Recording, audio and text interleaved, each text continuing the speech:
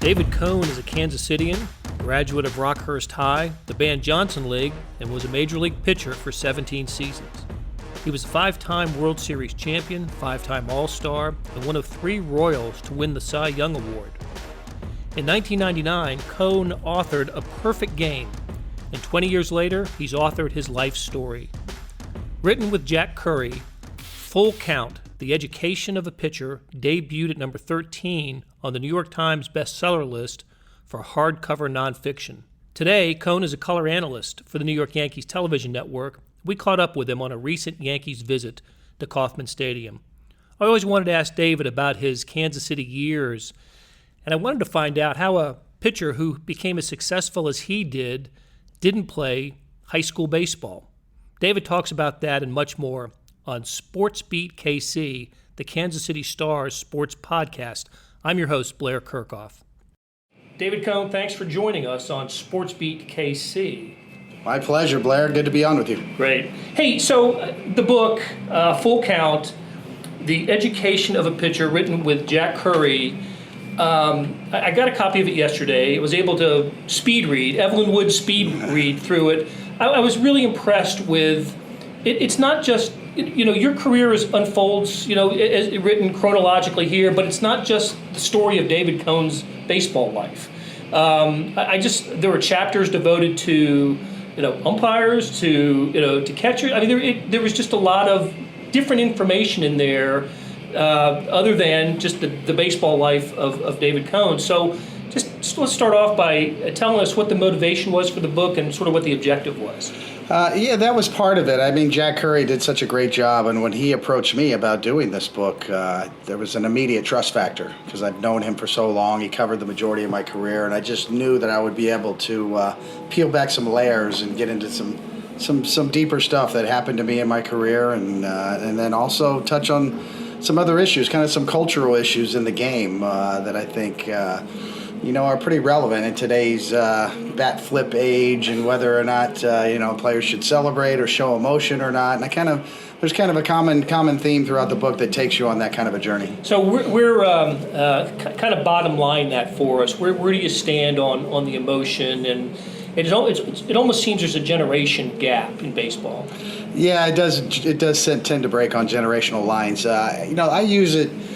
To me, I think there is a place for authentic emotion, without a doubt. And I talk about early in my career of having to play the rookie role, and especially when I was traded to the Mets from the Royals, they were pretty tough on rookies. You really had to play that role. They cut you down a size, almost right up to verbal abuse, and I felt repressed. And if I faced Mike Schmidt, a Hall of Fame third baseman, and would strike him out in a big spot, and I had to immediately put my head down and repress any emotions. I couldn't even get a fist pump out, and that never felt natural to me. So there has to be a happy balance in there. I don't think you want players that choreograph, exuberant celebrations on the field and meaningless games. I mean, there has to be, a line in the sand there somewhere, but good, authentic emotion, I think, is good for the game. The younger generation certainly responds to it.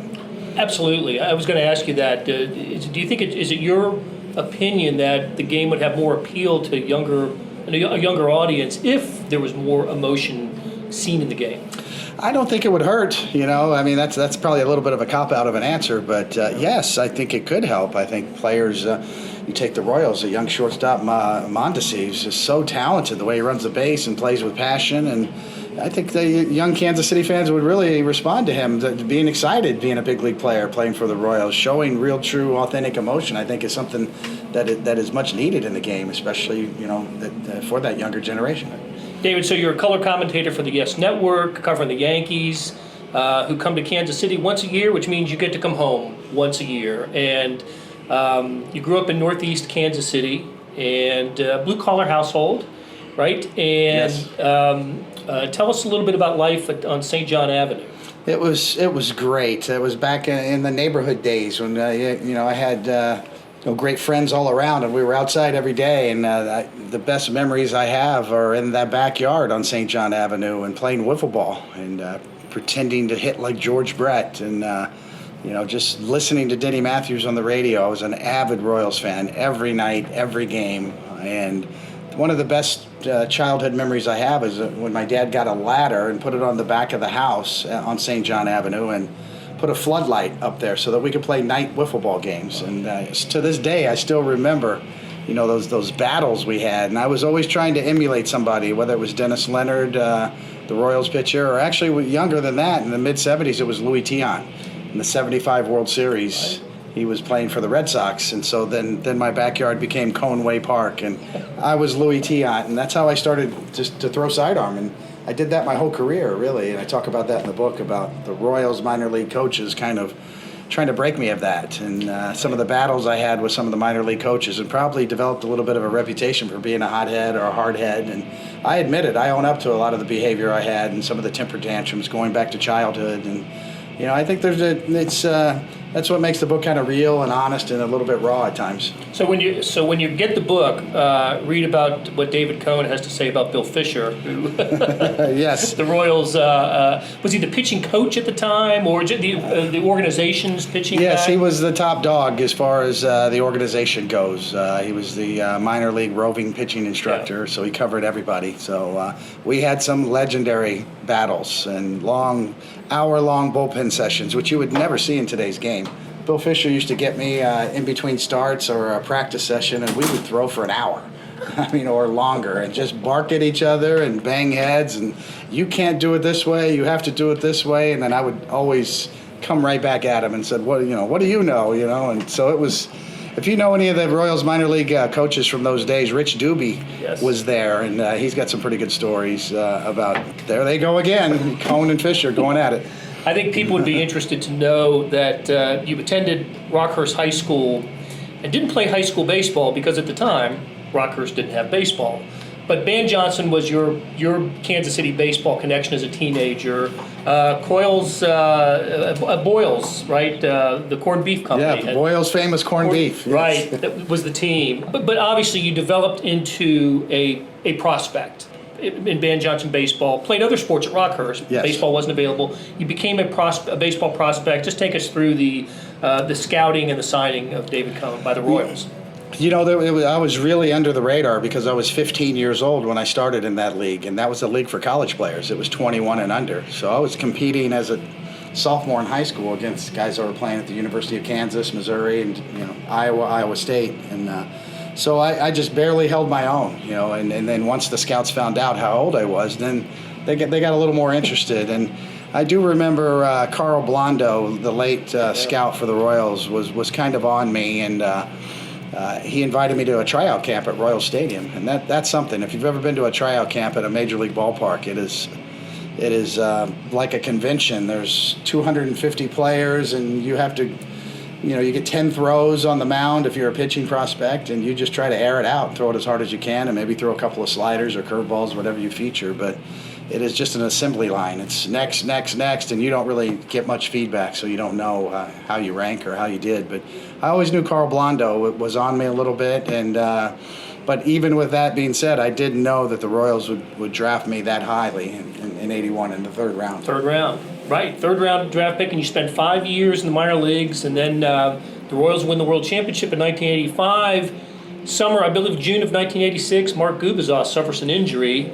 And the call comes. You're in Omaha. Yes. And so you get the call, and I believe you pitched that the night you were called up. Yes, I'll never forget it. And every time I see a young major leaguer make his debut, it still brings it back. And my dad was in the stands. My mom, I remember running in from the bullpen, and it felt like I was running underwater. It was just such a surreal feeling. It's hard to describe, but it was incredible. And I didn't pitch all that well. It was against Minnesota. I think I gave up a run, got hit around a little bit, but got out of it, And but all said and done, that's just a day I'll never forget. I bet. I can't imagine what the excitement level was. You go to spring training in 1987. It looks like you're going to crack the rotation, which is a great young rotation that the Royals have with Saberhagen and Gubicza. And was Danny Jackson with them still? Danny Jackson was still there. Yes. Okay. So a couple of days, late March of 1987, the word comes that you have been traded to the New York Mets. That had to be, for someone as young as you were, and only a few months in the major leagues, it had to be a shock.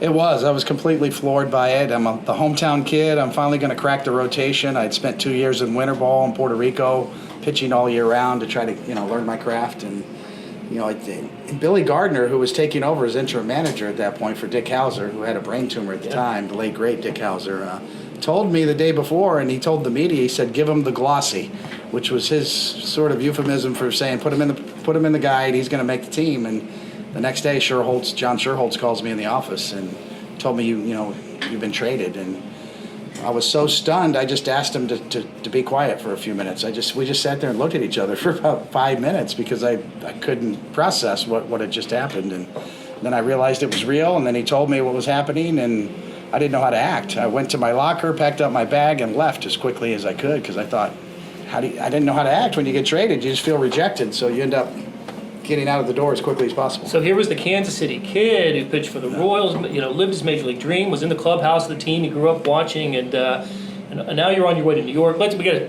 at least take a moment and talk about the trade. Ed Hearn is the player the Royals got. Ed Hearn turned out is a fabulous gentleman. Yes. He's a terrific guy. I remember writing a story about him before the World Series in 2015. Lives in Kansas City. Yes. But maybe one of the most lopsided trades in history, which I don't know how you react to that, but that's what a have you ever thought about why it happened? And a lot to this day still, and I've gathered some information through the years from different sources, and the best I can tell is it's a combination of things, and I detail it in the book about my reputation as a minor leaguer with the Royals and butting heads with pitching coaches and being stubborn, and my style of pitching of changing arm angles and throwing sidearm was really kind of frowned on by some of the pitching coaches. And I also had a wrap in my wrist, kind of like a Rick Sutcliffe used to do, and they thought that was a precursor to potential arm injuries in the future. And there was one scout in particular, Tom Farrick, who was one of the super scouts for the Royals back then, and he had seen Ed Hearn play on the West Coast in '86 and have a great 2-week stretch when Gary Carter was on the DL at that time. And the Royals really felt they needed a catcher. They had a young, headstrong, kind of flaky young pitcher that they didn't know, and didn't like his style so much. And there's a lot of other issues. I touch on it too. I was 19 years old when I was rehabbing my knee injury with the Royals, and I lived at home and rehabbed with Mickey Cobb. And that was the year that the Royals had their first big drug bust. Willie Mays Aikens, UL Washington, Willie Wilson, Jerry Martin. And Willie Mays Aikens invited me to his party, to his apartment that night, and I was kind of gotten caught up in that. I was a 19-year-old rubbing elbows with big leaguers, and certainly did some things that I wasn't proud of, but didn't know much better, and I think that might have played into the equation as well. There was such a culture of that, though, at the time, not just in baseball, but really in all sports, but especially in baseball and here in Kansas City. Kind of a tough chapter for the Royals, who coming off the 80 World Series appearance, 81 playoffs, then 82, 83 are some dark times for the Royals. They really were, and as I said, I was a 19-year-old kid, and I was hanging out with major league players, and Vida Blue was involved there too. Willie Mays Aikens spent a lot of time in jail. Those were, I think, the first Major League Baseball players that actually went to jail, and little did we know, that we were being watched the whole summer by the FBI, and the rest is history. But I certainly was caught up in that, and I detail it in the book to a certain extent and talk about the mistakes that I made along the way. So some great years in New York with the Mets, the 20-3 season in 1988, the playoffs. You lead the National League in strikeouts 3 straight years. It's just a great run in New York. You fall in love with the city as a Met, as a member of the Mets. Yes. They don't get to the World Series while you're there, but in 1992, the Mets trade you to the Toronto Blue Jays, and this was another disillusioning moment for you, as I read. Yes, it really was. This is almost 6 years post the Kansas City Royals original trade, and I felt the same way. I felt rejected. I felt, I really love it here, and this is a great place to play, and I was going to be a free agent, so I thought maybe there was a chance I could be traded, but I made it past the trade deadline that year. So my trade came in at the end of August. So I had to clear waivers, and entire rosters cleared waivers that year, and there was barking from the Players Association about collusion. How can all these players get through waivers? And we all did, and I certainly did. So it was a blessing, with the benefit of hindsight, to be part of that World Series championship team. Canada's first, Toronto's first was really a great showcase for me to pitch on center stage. But when the trade happened, once again, you can't help but feel a little bit rejected. Right. That's only the human emotion. So, you're right, the Blue Jays win the first of their 2 straight World Series in '92, and you pitch a pivotal Game 6 in that, pivotal Game 6 in that World Series. The offseason of '92 is fascinating. You're a free agent, and Kansas City wants you back. So take us to the winter meetings in Louisville and Ewing Kauffman's room at the Galt House. This to me, Ewing Kauffman is pretty ill at this point. Yes. But we know that he was desperate for a kind of a final run while he was alive at a championship team, and he saw you as a big part of that. He really did, and you talk about such an impressive person, but also what a salesman. He had a bed in the middle of that hotel room because he obviously was very sick with cancer at the time, but he still had the strength to get to Louisville and then meet with me face to face. And it was an incredible meeting. He was somebody I sort of idolized growing up in Kansas City, what he did for the Royals and what he did in the community, and a self-made billionaire. I had enormous respect for him, but he looked me in the eye and said, "You're the worst trade we ever made. I want to bring you back home, and I want to give you a $9 million signing bonus up front." And he showed me his checkbook. He had his checkbook with him, and my mouth hit the floor, and I asked for a timeout. I said, "Can I step out in the hallway and talk to my agent?" Just because I was bursting. Well, I mean, you can only imagine what that feels like when somebody makes that kind of an offer to you. And it took me all of about 5 minutes to go back in and shake his hand and said, "Yes, I'll take it. Thank you. I want to come home." But it was a completely overwhelming moment by a remarkable man who was not only a legend in the Kansas City area, but I could see firsthand a great salesman because he just looked me in the eye and he would not take no for an answer. And he wasn't going to get no for an answer from me at that point. You have a great year statistically in '93, but finished under 5, like 11-14 sort of record, but strikeouts way 190 plus strikeouts, and ERA is really solid. But it sets up 1994, which Royals fans can quote chapter and verse about '94. The team played so well that year, had a 14-game winning streak at one time toward the end, but the season ends in August because of the labor disruption. You win the Cy Young Award that year. Could the '94 team have been a championship team? We felt really good about it.